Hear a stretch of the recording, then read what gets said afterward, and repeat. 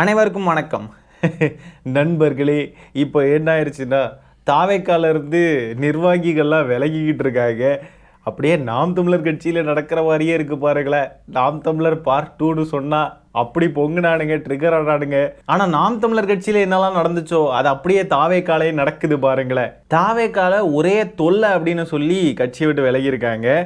என்ன தொல்லை அப்படின்னு பார்த்தீங்கன்னா, நலத்திட்டங்கள் வழங்குறதுக்கெலாம் சொந்தமாக செலவு செய்யணும் அப்படின்னு சொல்லி தொல்லை கொடுத்துக்கிட்டே இருக்காங்க அப்படின்னு சொல்லி தாவேக்காவுடைய ஒன்றிய செயலாளர் கட்சியிலேருந்து விலகியிருக்காப்புல. நாகை மாவட்டத்தை சேர்ந்த ஜெகபர்தீன் அவருடைய பேர். அவருடைய ஆதரவாளர்கள் கூட திமுகவில் இணைஞ்சிருக்காப்புல.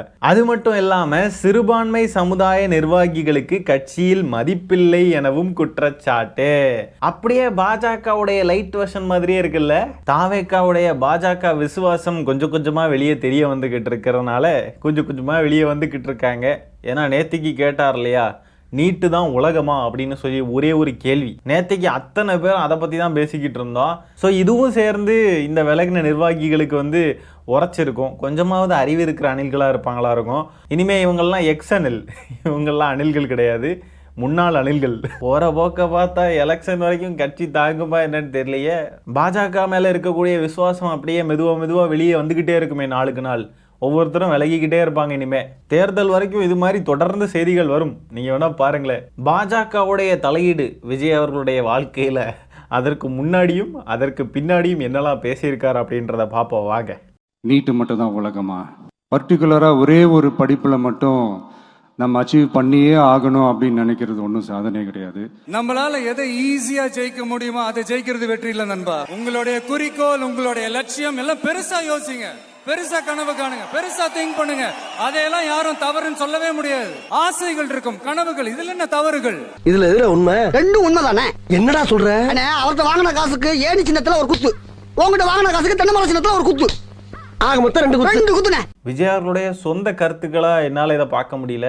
ஏன்னா அங்கே எழுதின ஸ்கிரிப்ட் ரைட்டர் வேற, இங்கே எழுதின ஸ்கிரிப்ட் ரைட்டர் வேற. பாவம், அவர் என்ன பண்ணுவார்? அவனுடைய கருத்தை எழுதி வச்சுட்டு போயிட்டான், இவனுடைய கருத்தை எழுதி கொடுத்துருக்கான், அதை சொல்லிவிட்டாப்புல. படத்துல எல்லா படத்துலையும் ஒரே டைலாக் ஒரே ஸ்கிரிப்டை சொன்னால் நல்லா இருக்காது இல்லையா? அது அப்படியே பழகிருக்கும் தெரியுமா?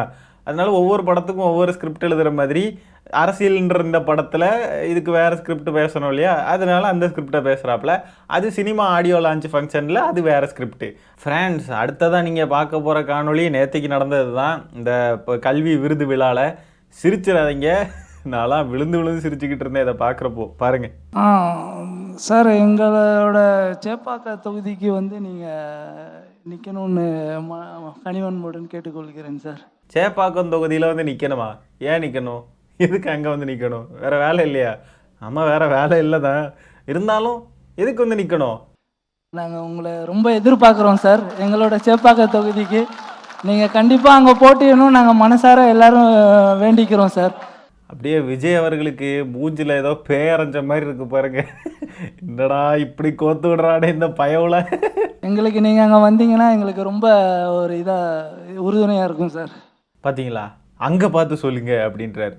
ஐயா, உங்ககிட்ட தாயா பேசிக்கிட்டு இருக்காரு, அப்போ உங்களை பார்த்து தானே பேசணும். அவர் அங்கே பார்த்து பேசுனா என்ன அர்த்தம்? சேப்பாக்க தொகுதிக்கு நீங்கள் கண்டிப்பாக நிற்கணும் சார். சேப்பாக்கம் தொகுதிக்கு நீங்கள் கண்டிப்பாக நிற்கணும் சார்னு என்ன க்ரௌடை பார்த்து பேசிக்கிட்டு இருக்காப்புல. அவரு பின்னாடி நிற்கிறாரு, அவரை பார்த்து தானே சொல்லணும். என்ன அணிலே? இந்த பேசக்கூடியவராவது கேட்கலாம்ல. ஐயா, நான் உங்ககிட்ட தான் ஏன் கேட்டுக்கிட்டு இருக்கேன், நான் எதுக்கே மக்களை பார்த்து பேசணும், என்னையா சொல்கிறீங்க நீங்கள் அப்படின்னு சொல்லியாவது கேட்கலாம்ல. இல்லை அப்படியே அவரை பார்த்தாவது பேசலாம்ல. இதுக்கு திரும்பி நின்று சேப்பாக்க தொகுதியில் நீங்கள் நிற்கணும் சார் அப்படின்னு சொல்லி மக்களை பார்த்து பேசிக்கிட்டு இருக்காப்புல பாருங்க. நாங்கள் ரொம்ப எதிர்பார்க்குறோம் சார்.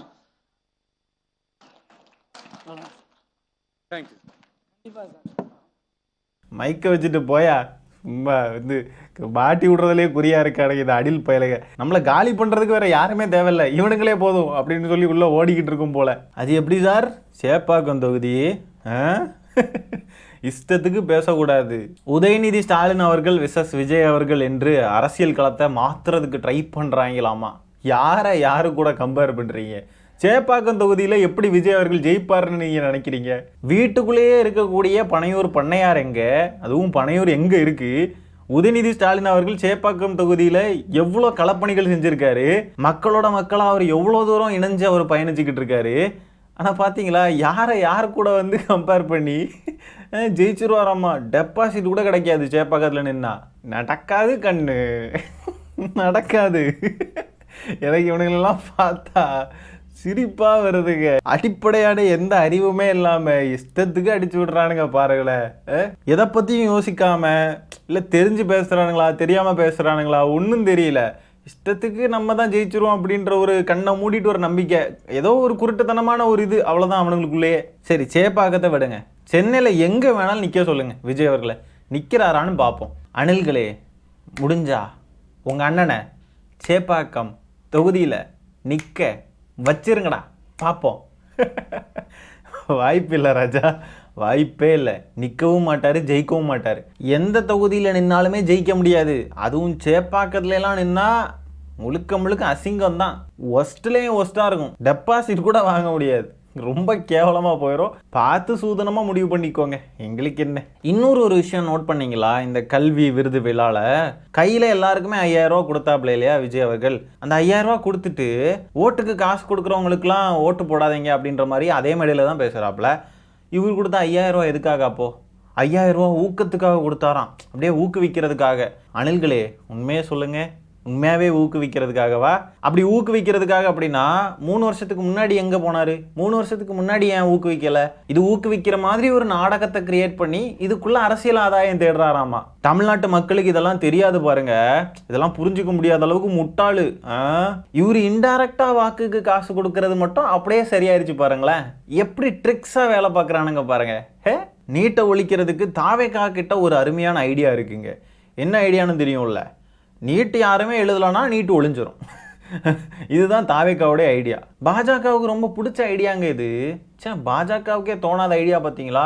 விஜய் அவர்கள் சொல்லியிருக்காப்புல பாருங்க. ஆனாப்பா வேற லெவல். தளபதி விஜய் அண்ணா இந்த வீடியோ. ஆனால் நான் ராமாபுரம் SRM விசுவல் கம்யூனிகேஷன் போட்டிருக்கேண்ணா. ஃபீஸ் வந்து 2 lakhs ஆகுதுண்ணா. நீங்கள் பேசி எனக்காக ஃபீஸை குறைச்சி ஏதோ பண்ணி வாங்கித்தாங்கண்ணா. அண்ணா தளபதி அண்ணா எல்லோரும் கேட்குறேன், தளபதி அண்ணன்ட்ட போய் கேட்குறேன், அவர் என்ன செய்வார்? அண்ணா எனக்கு தெரியும்ண்ணா, நீங்கள் செய்வீங்க, எனக்கு நம்பிக்கை இருக்குது. என்றைக்குமே சாகிற வரைக்கும் அந்த நம்பிக்கை இருக்கும். உங்களை நம்பி தானே நான் இருக்கேன். அவர் எதுக்குடா நீ நம்பி இருக்க? என்னடா பேசுறீங்க?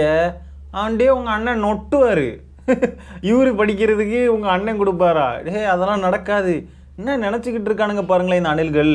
அணில்களுடைய லட்சணத்தை பார்த்தீங்களா? ஸ்கூல் முடித்த உடனே காலேஜுக்கு போய் சேர்றதுக்கு இவங்க விஜய் என்ன நொட்டுவாராமா. இவனுக்கு நினச்சிட்டு இருக்கானுங்க, எப்படி இருக்கானுங்க பார்த்தீங்களா தற்கொலையாட்டம். யாரோ இளைய காமராஜர்லாம் சொல்லிட்டு போனாங்க தெரியுமா, அதை அப்படியே நம்பிட்டானுங்க போல இருக்கு. பாருங்க எந்த அளவுக்கு இறங்கிட்டானுங்க பாருங்க. என்னைய படிக்க வைங்க விஜய் என்ன அப்படின்ற லெவலுக்கு இறங்கிட்டானுங்க. இவர் காமராஜரா? டேய், இவர் காமராஜரா? அளவா கூவுங்கடா கூவுறதையும். காமராஜர் வாழ்ந்த வாழ்க்கைக்கும் இப்படி வாழ்கிற வாழ்க்கைக்கும் ஏதாவது சம்மந்தம் இருக்கா? இவர் இளைய காமராஜரா? இவர் உன்னைய படிக்க வைப்பாருன்னு நினச்சிட்டு நீ கேட்குறியா? எனக்கு 2 லட்சம் ஃபீஸ் வருது விஜய்னா, எனக்கு ஃபீஸ் கேட்ட உதவி பண்ணிக்கேன்னு சொல்லி இவர்கிட்ட கேட்குறியாடி? அடேய் முட்டாப்பால. எனக்கான தேவை நான் படிக்கலைன்னு வச்சுக்கோங்க. எனக்கு SRM காலேஜ் ஓனருக்கு தான் இந்த வீடியோ. சார், என்கிட்ட பணம் இல்லை. என்கிட்ட இந்த சோஷியல் மீடியா மட்டும்தான் என்கிட்ட. நான் 1 வருஷம் காலேஜ் நின்ட்டேன். எனக்கான பிடிச்ச படிப்பை படிக்கணும். என்கிட்ட காசு இல்லை. நீங்கள் நினச்சா படிக்க வைக்கலாம்ல, ஏன் உங்ககிட்ட இல்லாத காசா? தேவையில்லாமல் உயிரை போக வச்சிடாதீங்க சார். என்னங்க சீரியஸாலாம் பேசுகிற மாதிரி இருக்கு இந்த தம்பி. சோஷியல் மீடியாவில் நீங்கள் கொஞ்சம் ரீச் ஆகிட்டீங்க, கொஞ்சம் ஃபேமஸாக இருக்கீங்கன்னா உங்களை எல்லாருமே வந்து படிக்க வச்சுருவாங்களா? விஜய் கிட்ட கேட்குறீங்க, SRM ஓனர் கிட்ட கேட்குறீங்க. தம்பி என்ன தம்பி நினச்சிக்கிட்டு இருக்கீங்க? SRM ஓனர் எப்படி தம்பி உங்களை படிக்க வைப்பார்? அவங்களுடைய தொழிலே அதுலேருந்து வருமானம் பார்க்குறது தான். நீங்கள் என்ன தம்பி, நீங்கள் உங்களை படிக்க வைக்கிறதுக்கு அவர்கிட்ட கேட்டுக்கிட்டு இருக்கீங்க? என்ன தம்பி அணில்களாக இருந்தால் இந்த அளவுக்கா தம்பி அறிவில்லாமல் இருப்பீங்க? விஜய்கிட்டையும் கேட்குறீங்க. சரி, விஜயாவது நீங்கள் உங்களுடைய அண்ணன் தளபதி அப்படின்னு பேசுகிறீங்களே, அதையாவது கேட்கறதுல ஒரு இது இருக்குது. அதுவும் முட்டாள்தனம். எந்த அண்ணனாக இருந்தாலும் அப்படிலாம் வந்து தரமாட்டாங்க. அவர் உழைச்ச காசு அவர் எங்கே செலவு பண்ணணுன்றதுலாம் அது அவருடைய விருப்பம்தான். ஆனால் நாங்கள் கலாய்க்கிறது, நாங்கள் கேட்குறது ஏன்னா, நீங்கள் உங்கள் அண்ணன் ரொம்ப போட்டு மெச்சிக்கிட்டு இருக்கீங்களே, அண்ணன் 2 லட்ச ரூபா தந்துடுவார் அப்படின்லாம் இருக்கீங்களே, அதெல்லாம் நடக்காது கண்ணு அப்படின்னு சொல்லி தான் நாங்கள் உங்களையெல்லாம் போட்டு ஓட்டிக்கிட்டு இருக்கோம். ஆனால் ரியாலிட்டியில் அதெல்லாம் பாசிபிள் இல்லை தம்பி, நடக்காது கண்ணு. அப்படி உங்கள் அண்ணன் ஏதாவது செஞ்சாலும் அதை 2 லட்ச ரூபா படிக்க வைக்கிறாருன்னு சொன்னால் அதை ஒரு 2 கோடி ரூபாய்க்கு பப்ளிசிட்டி பண்ணிடுவார். அதுதான் நடக்கும். அவர் ஒன்றும் அப்படியே பெரிய புனிதன் கிடையாது, அவரும் சராசரி மனுஷன்தான். இது கூட புரியாத டுபாக்கூருங்களா இருக்கானுங்க பாருங்க. தலைவர் மீண்டும் மேடைக்கு வந்து விட்டார். இனி தொகுதி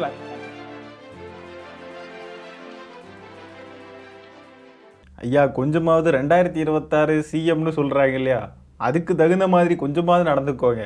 இந்த ஃப்ளைட்ல இருந்து அணில் மாதிரி குதிக்கிறது, செவனேன்னு அவர் பாட்டுக்கு ஏதோ பேசிக்கிட்டு இருக்காரு ராஜ்மோகன் அண்ணே, அவரு முதுகுல போய் டொம்பு டொம்புன்னு தட்டிக்கிட்டு போறது. என்ன இது சின்ன புள்ளத்தனமா இருக்கு. ஆனா பாருங்க, இதெல்லாம் ஒரு செய்தின்னு தனியா இதை ஒரு செய்தியா வேற போட்டிருக்காங்கன்னா, இந்த செய்தியை போட்ட ஊடக நிறுவனத்துல வேலை செஞ்ச அந்த நபர் இருக்கார் இல்லையா, அவரு எவ்வளவு விளையாட்டுத்தனமான நபரா இருந்திருப்பாருன்னா பாத்துக்கோங்களேன். சரி மக்களே, இந்த காணொலியை நான் இதோட என் பண்ணிக்கிறேன். இந்த வீடியோல நம்ம பேசியிருக்கிற விஷயங்களை பத்தி உங்களுடைய கருத்துக்கள் என்னன்றதை கமெண்ட்ல பதிவு பண்ணுங்க. வீடியோ பிடிச்சிருந்தா ஒரு லைக் தட்டி விட்டு 4 பேருக்கு ஷேர் பண்ணுங்க. முக்கியமாக நம்ம சேனலை சப்ஸ்கிரைப் பண்ணி வச்சுக்கோங்க. மீண்டும் இன்னொரு காணொலியில் சீக்கிரமாக உங்களை சந்திக்கிறேன். அது வரைக்கும் டடா பை, டேக் கேர்.